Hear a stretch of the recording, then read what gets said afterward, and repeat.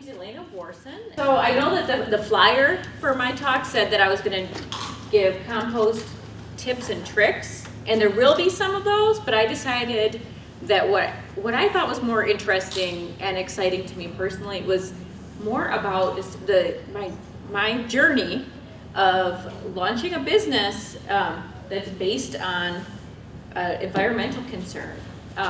Something that I was very concerned about, and I was able to turn that into a business that is sort of making money. And my business is called Michigan Wormwork. So what kind of worms, you might be thinking? You might be asking yourself, well, we work with worms that look like this. Earthworms, specifically a species called Icenia fetida, or more commonly known as red wigglers. So it's important to note what type of worms. You can't just use like any old worm that you find in your backyard. They won't have the same appetite.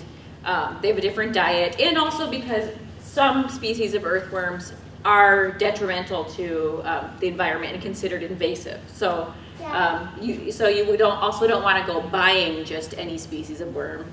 Anyway, I always like to mention that. Some interesting facts about worms. If you're under the age of 18, you may wish to cover your eyes because those worms are mating.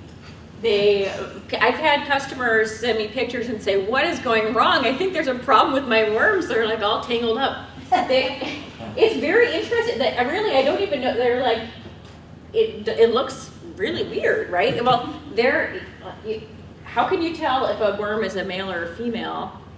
I don't know.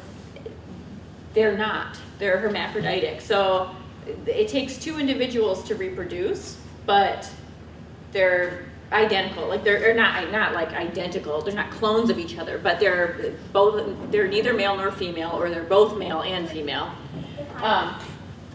And a note on their life cycle, that little amber colored teardrop there, that's a cocoon. After they reproduce, after they mate, each worm produces a cocoon.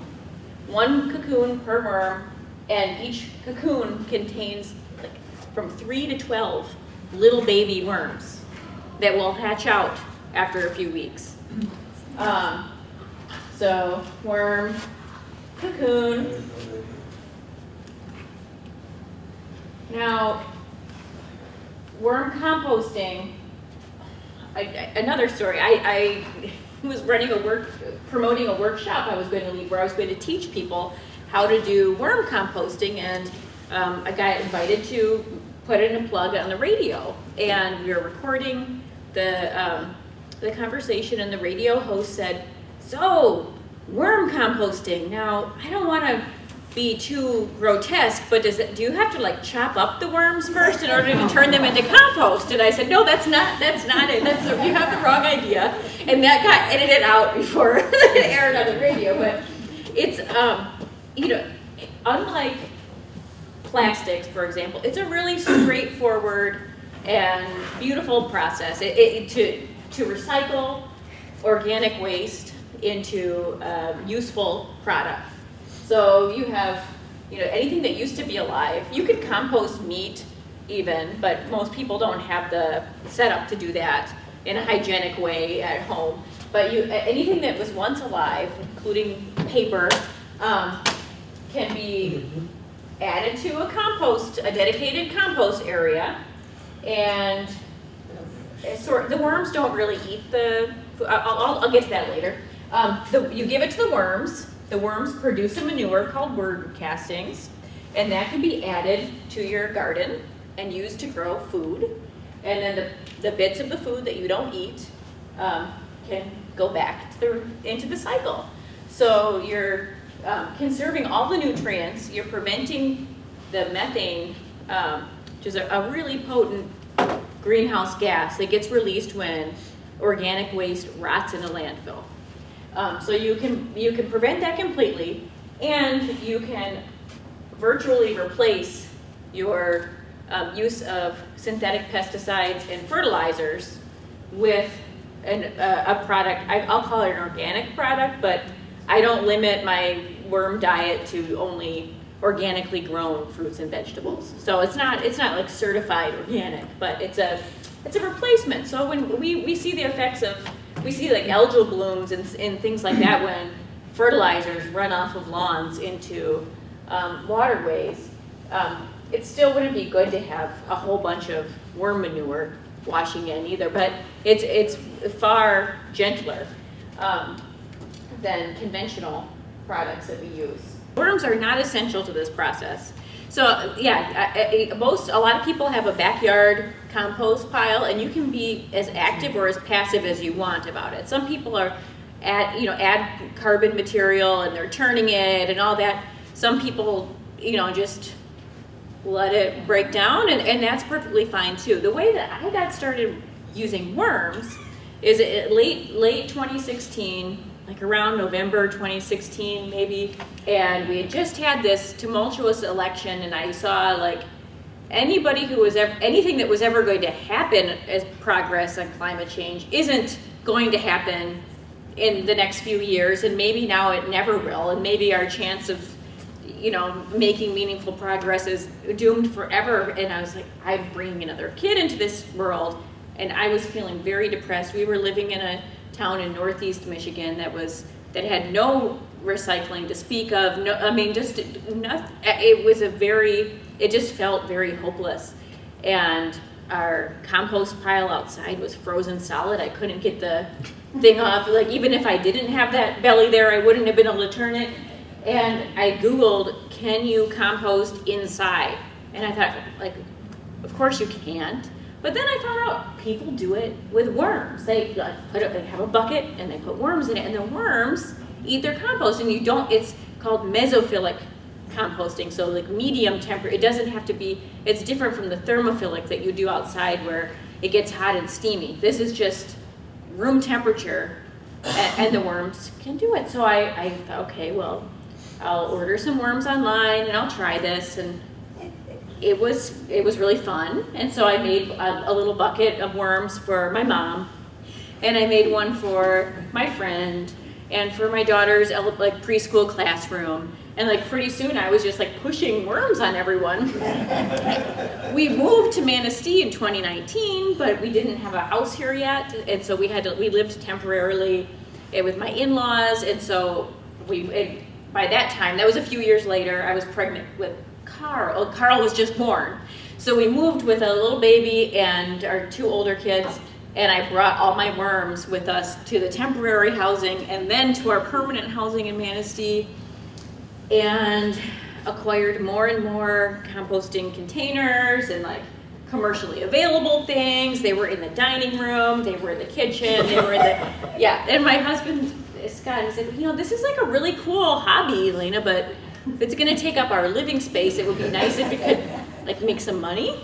So I posted a Craigslist ad that said, worm castings for sale by the gallon. And I got so much interest. Like immediately, people bought everything that I had, which wasn't very much, because even though I had all these containers, it's a slow process and it wasn't much. And so then I never wanted to tell anyone no.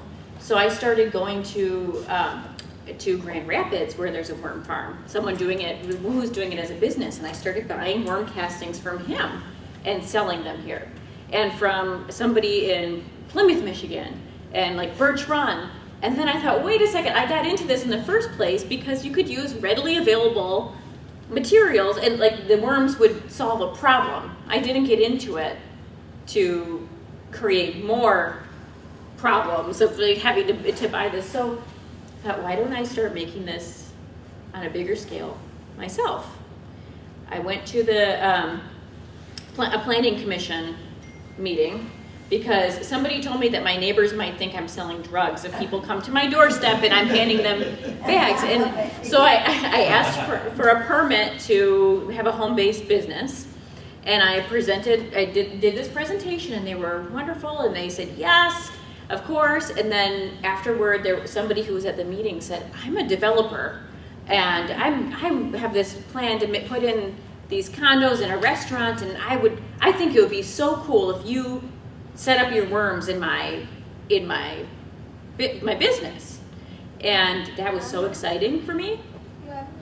The timing didn't work out at all to go forward with that plan, but it did make me start thinking big, that I could do this as a business. So this person who, you know, presented this sort of unrealistic idea nevertheless got me thinking, like, I could go big with this. And by this time I had called a person who in Novi, Michigan, who manufactures mid-scale vermicomposting equipment, and told him about this exciting idea.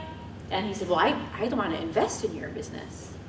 And I realized other people believe in this too. It's not just this harebrained, it's not just this like weird hobby. Like, people think this is cool and has potential. And you know, it took about a year, but I found a place to rent, a building to rent in Manistee Township. So we live in the city, and the city is not currently zoned. There's no zoning to allow for commercial composting in the city. But to their credit, they said we would probably work with you on a text amendment to get this changed, but that was going to be expensive and take more time than what I wanted. But out in Manistee Township, they just said, okay, sure. And so I got a place to rent and invested in some equipment, and now I have these. The worms live in here. I feed them composted food waste and farm waste. They produce the manure, and it harvests. Let's see, I don't really get a good picture of that. Harvest right out. I can harvest it out the bottom. So if this were, you can imagine that it's shaped like a table, and I fill it up with the food waste. The worms eat and do that weird mating thing on the top, and then thankfully they poop, and that is denser than the rest of the material, so that goes to the bottom. And then I flip a switch, and it activates a cutting bar that goes across the bottom, and it looks like it's raining poop.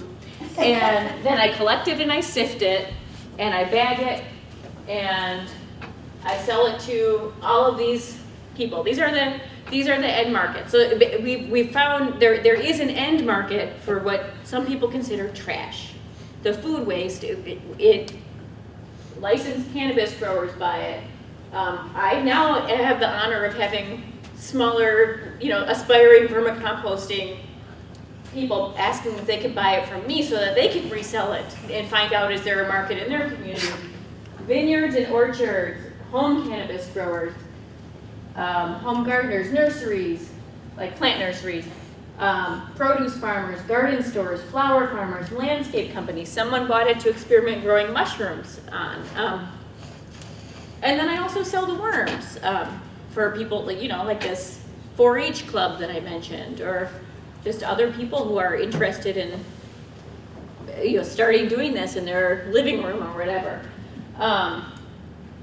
And it's really just been exciting. I didn't really show you a good picture. This is basically what it looks like after the worms have pooped and I've sifted it. It sort of resembles coffee grounds, but it feels like kinetic sand. If you've ever been to a toy store and you squeeze it and it clumps together, and you use it by just adding it. You can mix it in with your potting soil. You can add it to the hole that you're planting a plug. Like if you bought a bunch of tomato starts, you dig your hole and you put it in. If you you can top dress or side dress your plants that are already planted. You can make an extract or a tea, like a liquid form that you can water onto your plants. And the beautiful thing about it is over time you need to use less of it. It's sort of like the idea of a probiotic that improves your body's functioning over time. Instead of being dependent on like this injection of nutrients from like Miracle-Gro, let's say, then you need to add more and more because the plants can't use it all even. It just drains out. The microorganisms in the worm castings allow the plants to access the nutrients in the soil more readily. And so you're creating a healthier soil ecosystem, and you don't need as many applications of pesticides or fertilizers in the future. Now a lot of opportunities that feel like problems, but they're really opportunities. And one of them is, this is the worm food. I buy it from somebody else because we don't in Manistee have yet in place a system for collecting food waste from businesses or households, and I don't have in this building the means to do the hot composting process. Let me backtrack a little bit and explain. If you're at home and you're doing your worm composting in a bucket, you can just add your fresh food waste directly to it. If you're doing, like, feeding 4 yards of compost a month, you don't want to have 4 yards of, like, rotting, dripping, wet apple core. If you're selling it, you don't want any weed seeds or pathogens in it. So I pay a farmer to hot compost it. He uses a scientific process to get it to a certain temperature for a certain length of time, and then pauses that. We let it cool down so it doesn't cook the worms, but there's still food value in it, but it's just already been pasteurized more. Not really, I mean, it's full of microorganisms and beneficial bacteria, but you don't have to worry about salmonella or anything like that.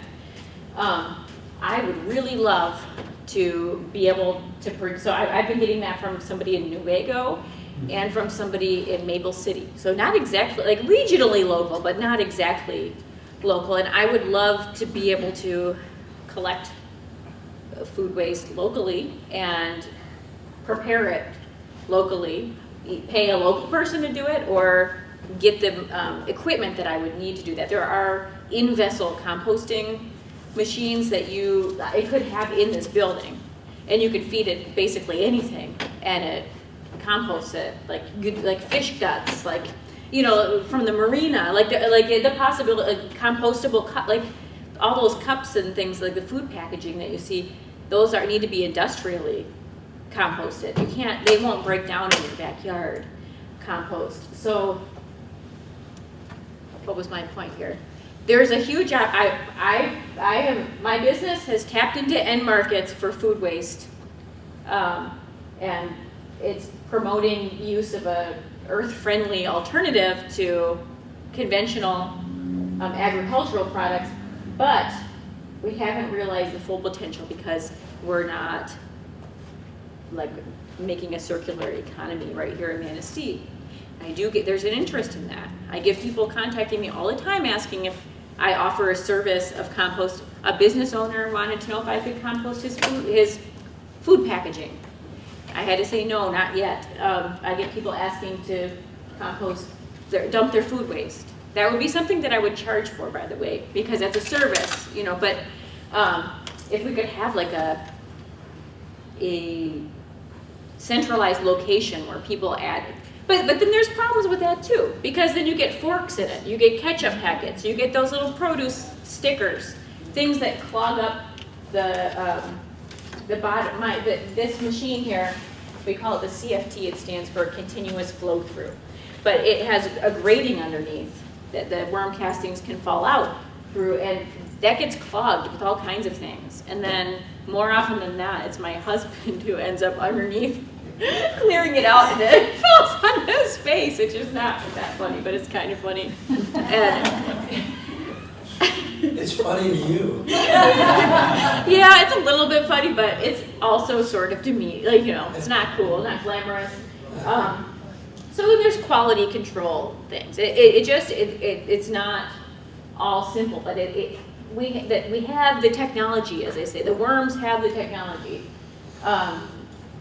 So to fund this, we invested our personal capital, and that was possible only because my husband has a really good job with good benefits that support our family. Not just anybody could go out and invest their money into this, you know, project that you have no idea if it's going to succeed or fail, and not everyone has time. I was a stay-at-home mom, so I still don't have that much time, but I can be in charge of my own schedule.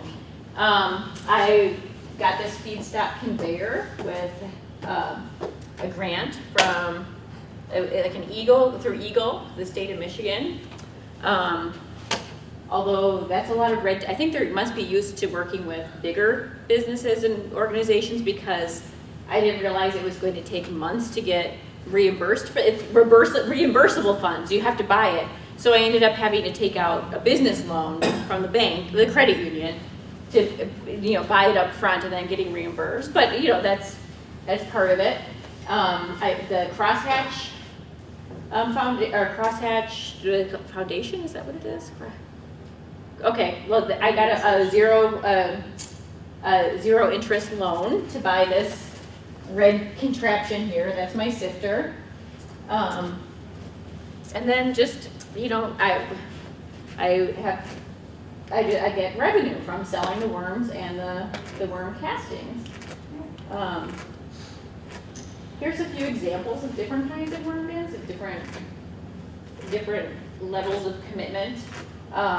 This is what I started out with, just like a 5-gallon bucket with shredded paper for bedding, and adding fresh food waste in there. And then I upgraded to this thing called a urban worm bag, which is a continuous flow through, in that you don't have to dump it out to access the castings at the bottom. You can unzip this, much like a cervix that opens and the castings fall out the bottom and the worms continue undisturbed at the top. And then this is an example of what I have. This is a company called Michigan Soil Works in Novi. Manufactures these specifically for people who want to go commercial. Obviously it's not like Dairy Dew level, but it's if you want to take it from a home hobby to a commercial scale. It offers predictability. There's like a ratio of how much food waste you put, how much compost you put in, how much castings you get out on a weekly basis, a monthly basis. It makes it predictable for a business. But if you're not interested in inviting worms into your life, and I do have some horror stories about living with worms, just simply separating out your food waste from from your other household waste and dedicating it to a compost pile, as active or passive as you want to, that makes a difference. And with a newly 4-year-old, a 6-year-old, and an 8-year-old, we have food waste galore, because kids take a bite of something, then they drop it on the floor or whatever, they don't like it.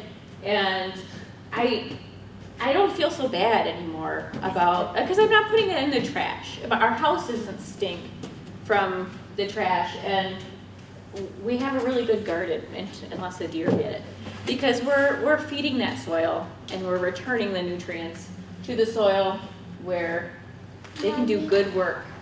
Yes. Can you tell me the horror story?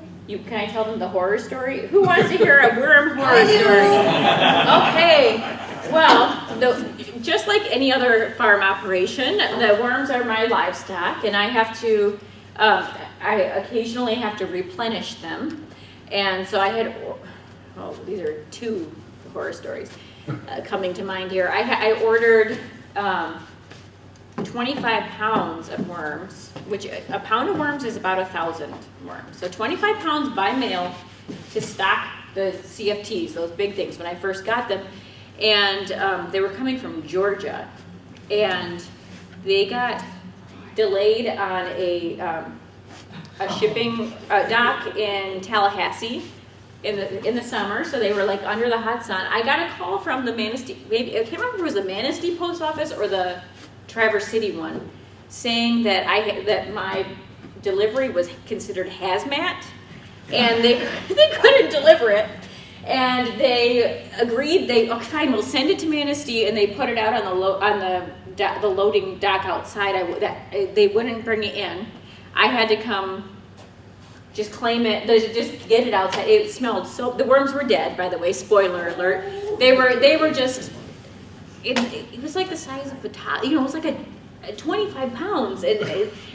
Thankfully, I've learned to think of them more as like minions than pets or wildlife. And I say that because they are not wildlife here. They are livestock. They're indigenous to Europe, not to the United States, to North America. So I don't try to torture them or anything. I wasn't like sad about their little lives. I don't think they're very sentient. But it was a big financial loss for me, and it was disgusting.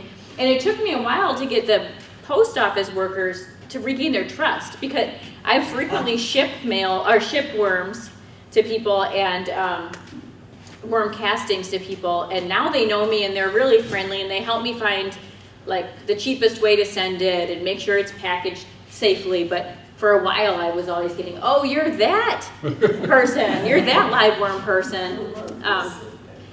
The other horror story involves 10 pounds of worms that I had shipped successfully, but I kept them at my house overnight because I wasn't going to the shop at like 9 at night when they got delivered on my doorstep. So I put them in a bin and left them in my kitchen, and I was intending to take them to the shop the next morning. And my husband gets up before I do, and I woke up and looked at my phone, and there was a text message. It said, you might want to wear slippers when you because your worms are all over the floor. And they had migrated in the night. They don't like light.